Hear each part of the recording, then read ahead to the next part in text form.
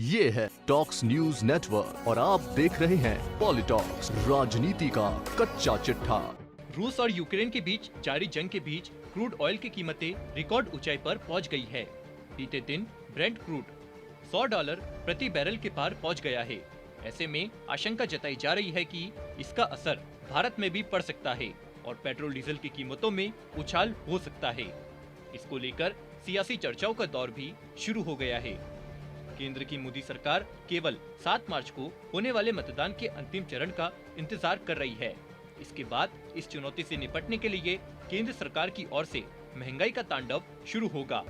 मजे की बात यह है कि 5 राज्यों के चुनाव के चलते करीब 110 दिन से पेट्रोल और डीजल के दाम नहीं बढ़ाए गए हैं, जबकि इस कालखंड में कच्चे तेल के दामों में अप्रत्याशित वृद्धि दर्ज की गई है। सियासी गलियारों में चर्चा है कि उत्तर प्रदेश समेत 5 राज्यों में विधानसभा चुनाव चल रहे हैं। इन चुनावों के नतीजों का ऐलान 10 मार्च को होगा।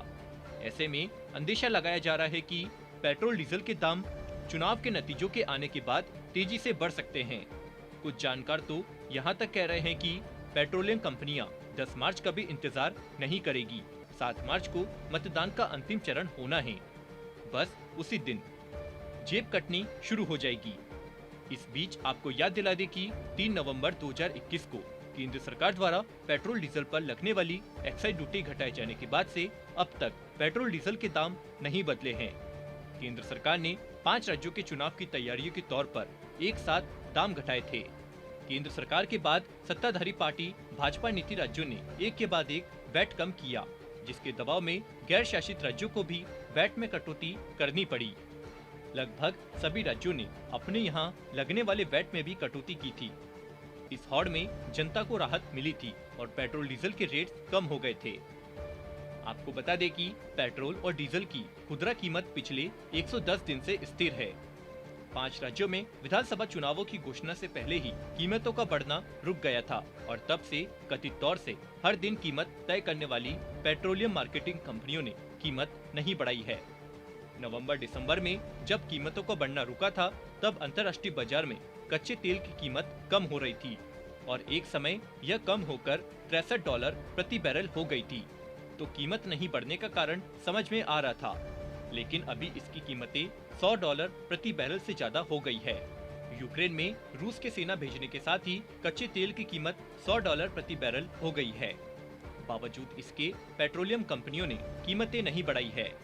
तो वहीं इससे भी बड़ी मजेदार बात यह है कि केंद्रीय वित्त मंत्री निर्मला सीतारमण अब भी यही सच्ची झूठी कथा सुना रही है कि खुदरा मूल्य पेट्रोलियम कंपनियां तय करेगी। अगर पेट्रोलियम कंपनियां तय करेगी तो क्यों नहीं कीमत बढ़ रही है। $63 से बढ़कर कच्चे तेल की कीमत $73 हुई थी, तो भारत में पेट्रोल की कीमत 120 रुपए लीटर पहुंच गई थी। और अब जब आज कच्चा तेल $100 के ऊपर है और पेट्रोलियम कंपनियां कीमतें नहीं बढ़ा रही है, सियासी जानकारों का कहना है कि ये सियासी इकोनॉमिक्स किसी के गले नहीं उतर रही है। तो वहीं सियासी गलियारों में ये भी चर्चा है कि क्या वित्त मंत्री निर्मला सीतारमण गारंटी देती है कि 7 मार्च को 5 राज्यों में मतदान खत्म होने के बाद भी कंपनियां इसी तरह चुपचाप रहेगी। कम से कम इतनी गारंटी तो करे कि अगर कच्चे तेल की कीमत $100 से घटने लगती है तो कंपनियां खुदरा कीमत नहीं बढ़ाएगी। सियासी जानकार का कहना है कि ऐसा नहीं होगा। पिछले 3 महीने में पेट्रोलियम कंपनियों का मुनाफा जितना कम हुआ है, उन सब की भरपाई 7 मार्च के बाद की जाएगी। खुद वित्त मंत्री ने कहा कि कच्चे तेल की बढ़ती कीमतों से भारत की वित्तीय स्थिरता के लिए चुनौती पैदा हो रही है।